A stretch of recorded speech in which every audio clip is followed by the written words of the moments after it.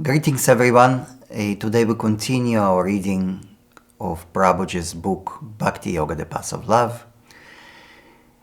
And just to remind us, the idea behind these talks is that this gives me an opportunity to share my humble understanding of Prabhuji's writings and inspiration that I derive from them, and hopefully to encourage you to make your own inquiry and allow you to relish Prabhuji's writings. In our previous talk, we spoke a bit about the initiation and about the seagull, which lives as such an inspiring symbol throughout Prabhuji's life. And today we will continue.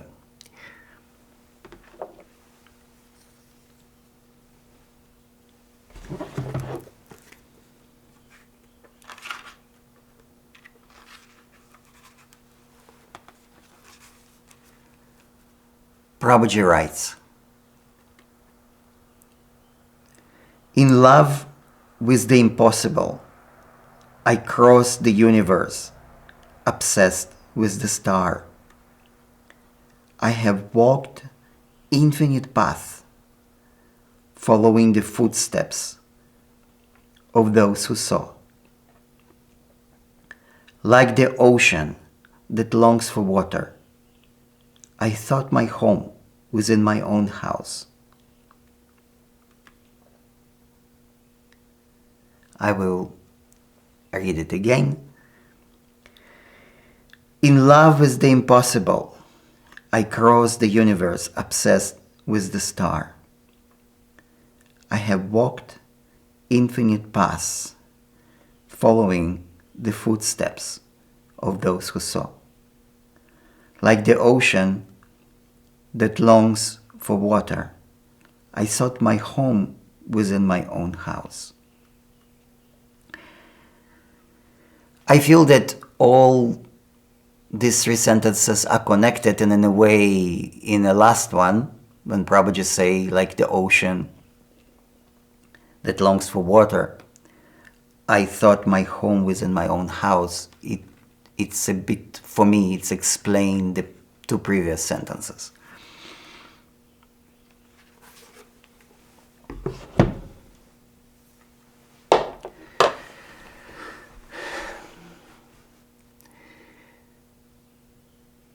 It's a bit difficult to speak about these sentences. They're so poetic and so beautiful. So I will share my inspiration and some of my understanding.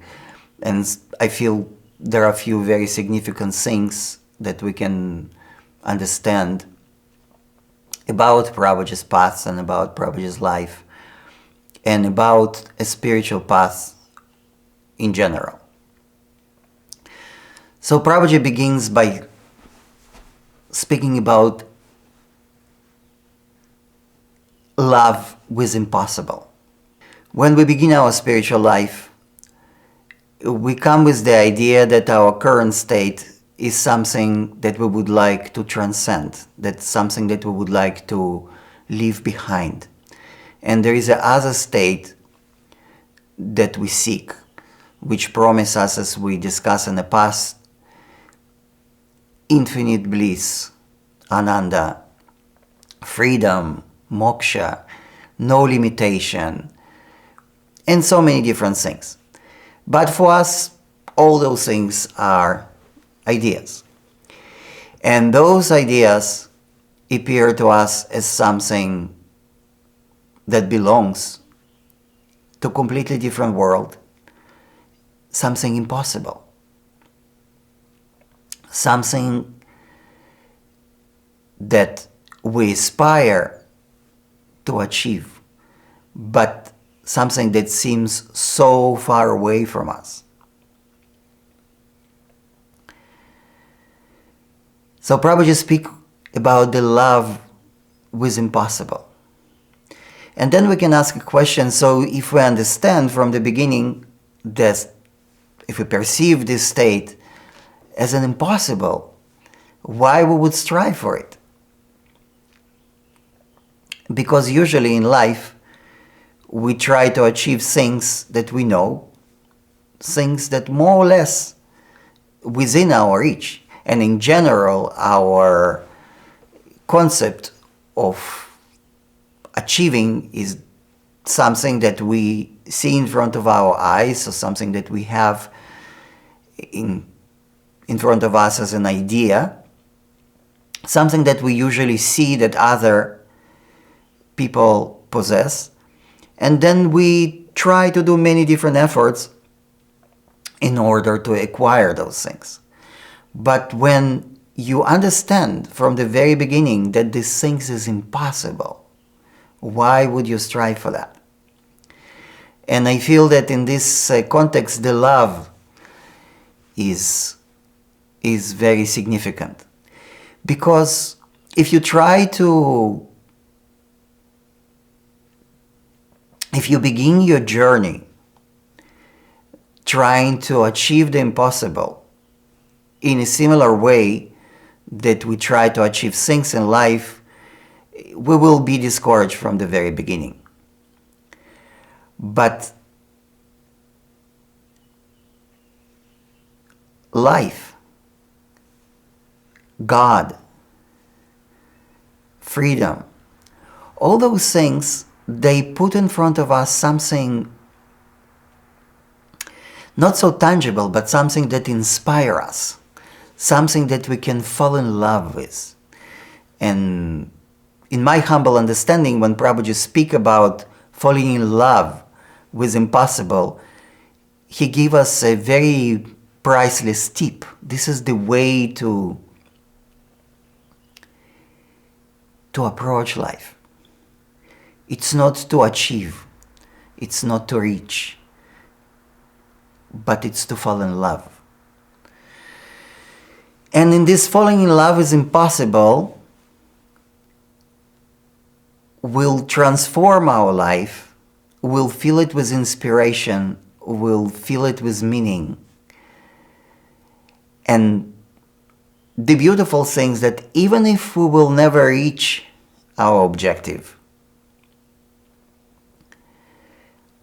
our life will be so fulfilling. And in the opposite, in many things in life that we can achieve, we know as a matter of experience that once we achieve them, we lose the interest.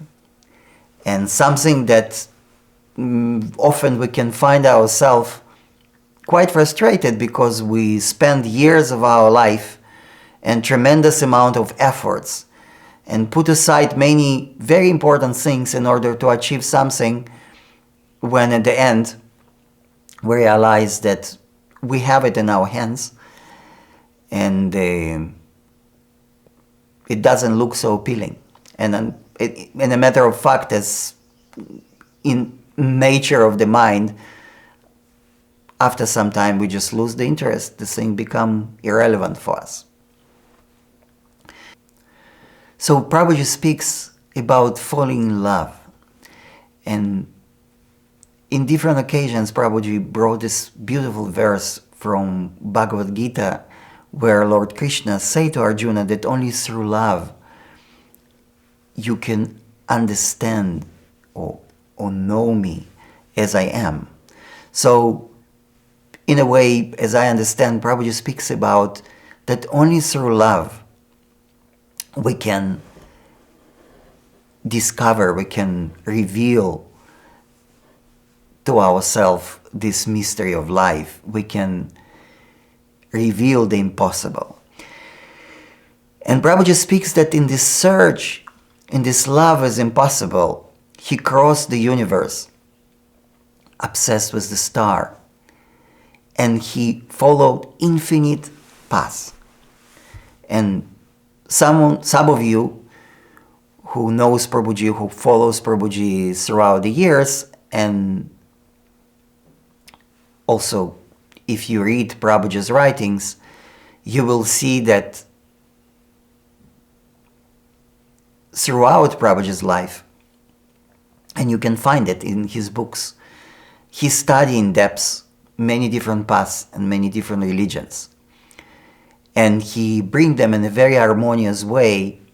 In a way, sometimes as one thing, you can read a book about Bhakti Yoga and find quotes from Hebrew tradition or Buddhist tradition or different things that appear in different books of Prabhuji, and they come in such an harmonious way that when we read them, the feeling is, wow, we never thought that those things are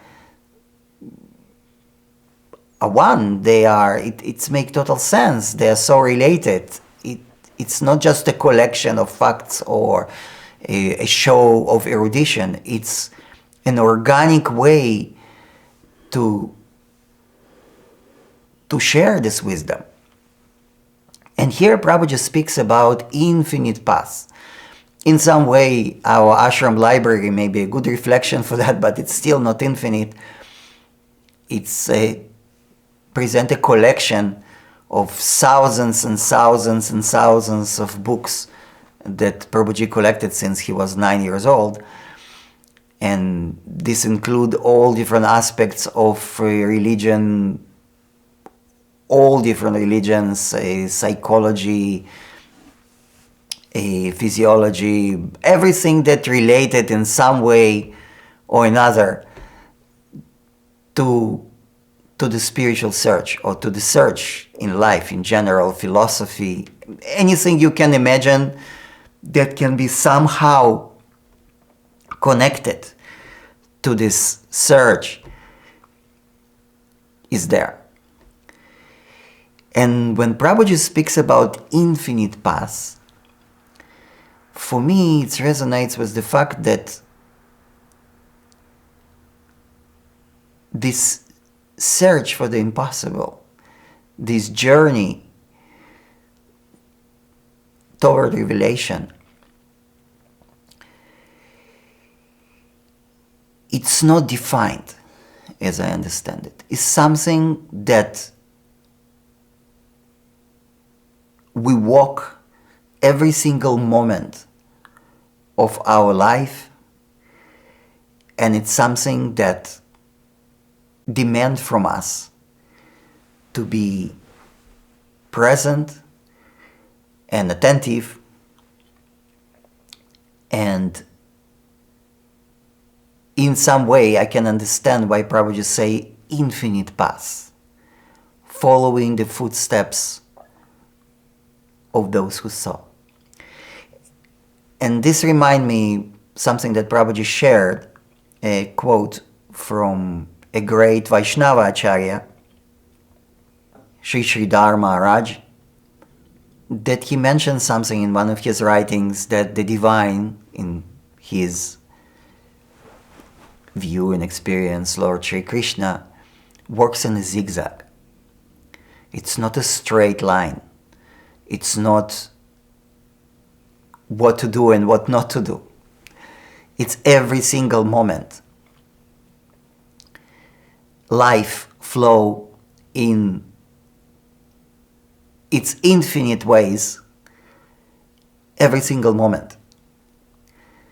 If we want to discover, if we want to follow life, we will have to walk infinite paths. And we will be walking those infinite paths, following the footsteps of those who saw. Because the one who see, the one who live in tune with life, the one who follow life, they walk the way of life in infinite paths. That's how I understand this. So this demands from us a lot, but again, it's give us a very priceless guidance that our search will not be something defined. Our search will not be a collection of do and don'ts, but rather will require for us to listen, to be attentive, to be open, as we spoke in the previous talk about the innocence. That's why innocence is so important. To be vulnerable in order to be able to follow those infinite paths toward that impossible goal. And the last sentence that concludes this paragraph give us some light, some understanding on the impossibility of this task. Prabhuji writes, that's like an ocean that longs for water. I thought my home within my own house. And this, I feel it's such a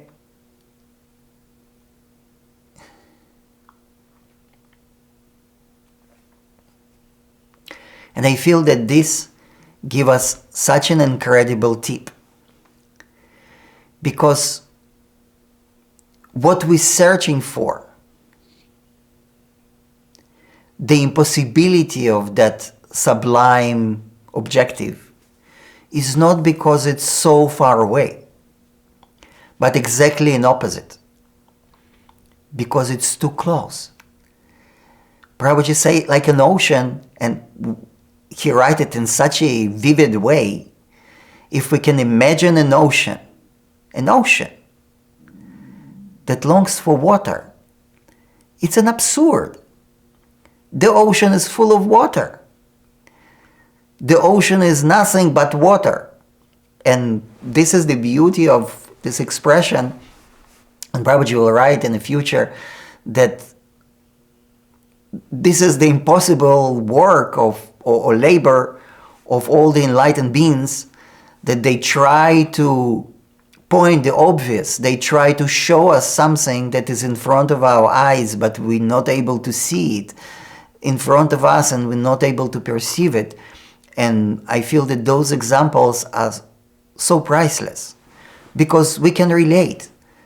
Let's think about it. The ocean, which is nothing but water. What is ocean? Ocean is a collection of water and everything within it.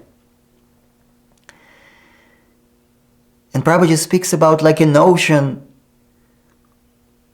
who looks for water. I thought my home within my own house. And this is where we are. We are in an ocean that is nothing but water, according to what Prabhuji say. But we seek for ourselves. And we're not able to find, and we seek very far away. The way that we indoctrinated in some way. And it's very interesting, because we not necessarily need to be religious in order to be indoctrinated. This is another aspect of it, that we receive it kind of with the milk of our mothers, within our traditions, within our cultures, even if we do not believe or do not follow any spiritual tradition. But we receive this idea that we are here, this limited entity, and the divine, the sublime, the bliss, the freedom, is something there, very, very, very far away. And if we're lucky, and if we live a good life, and if we follow different rules and regulations, then maybe after we die, maybe after we leave this body, we will enjoy a paradise, we will enjoy some of that experience. But Prabhuji writes here, no. He say, you like an ocean. And he writes to us. He shares his experience, because as we discussed previously, a rishi, a seer, a mystic, a master is someone like us, but someone that by the grace of the divine was able to open his eyes and was able to see clear what in front of us. We see the same thing. We asked Prabhuji in the past, do you see something different? And he said, no, I see what you see, but in a very different way. So,